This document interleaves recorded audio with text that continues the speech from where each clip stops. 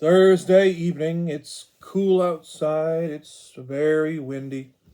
Just got home from church not too long ago. We almost had a little incident there. One of the light sockets started melting and the wall got very hot. We could smell something all throughout the service, and it took almost the entire service to figure out what it was. Thank God we got to it in time. That could have been disastrous. And late fall, wintertime, it's probably one of the biggest times for house fires and building fires in general. We know because in November of 2022, we basically lost our home as we knew it. And that's why we live here now, for those of you who did not know. Anyway, sporting a new shirt, picked it up last night at a good price. I don't know if it was a holiday price or not.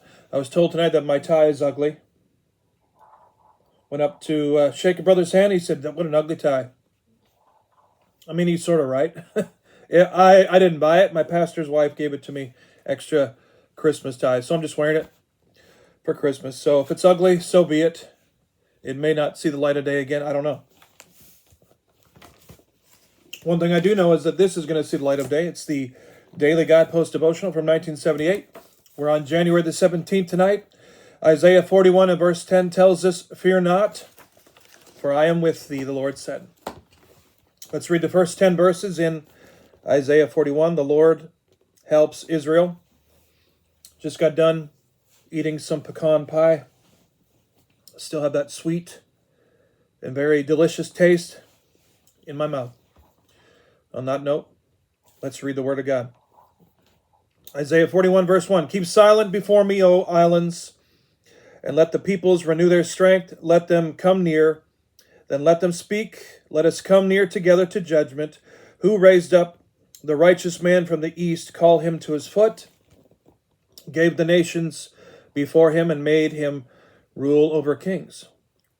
He makes them as the dust with his sword, as is driven stubble with his bow. He pursued them and passed safely by paths his feet have not traveled. Who has performed and done this, calling the generations from the beginning? I, the Lord, am the first, and with the last. I am he. The coastlands saw it and feared. The ends of the earth were afraid. They drew near and came.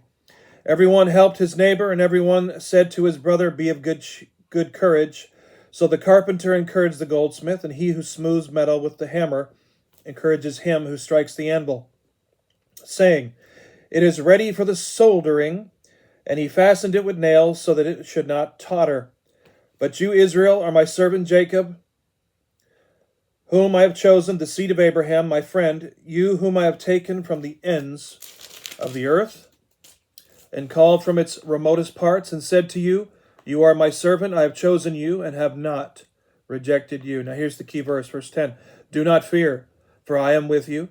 Do not be dismayed, for I am your God. I will strengthen you, I will help you. Yes, I will uphold you with my righteous right hand." And I think most people who read the Bible know or have come across that verse at least once or twice.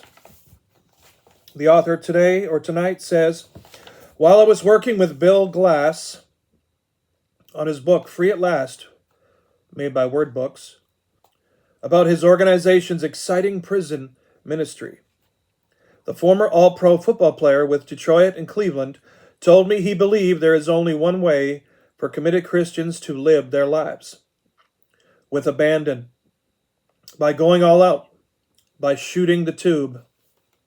I completely agree. That last expression fascinated me, and I asked Bill its origin. This is what he told me. One day I asked a surfer in Hawaii what was the single most exhilarating thing about riding a surfboard. "That's easy," he responded, "shooting the tube." The young man explained that one does that when he rides his board through the curl of a wave as it begins to cup over him. "It's dangerous," the surfer admitted, "but fantastic, like being in a crystal cathedral. Someone once wrote that man was not made for safe harbors, and I believe that to be true. If we are to learn, to advance, to grow, we must be willing to launch out into the dark unknown. Christians have an advantage in uncharted waters because they have a guide to protect them from rocky shoals and high seas. God will see you through every trial and in the end bring you safely to port. He promises it in the book of life. As our pastor likes to tell us, God never promised us smooth sailing, but he absolutely guarantees us a smooth landing. At the bottom of the page it says, when I am tempted to play life safe, Lord, remind me that you didn't. Good one. Fortune favors the bold, as I'm told. Food for thought. God bless you guys. Thank you for tuning in with me. Please do share the videos around. Come on, guys, share that ugly tie around. Let everybody enjoy it. Share the joy, folks. Merry Christmas. God bless you, and I'll see you in the next Daily Guidepost Devotional from 1978.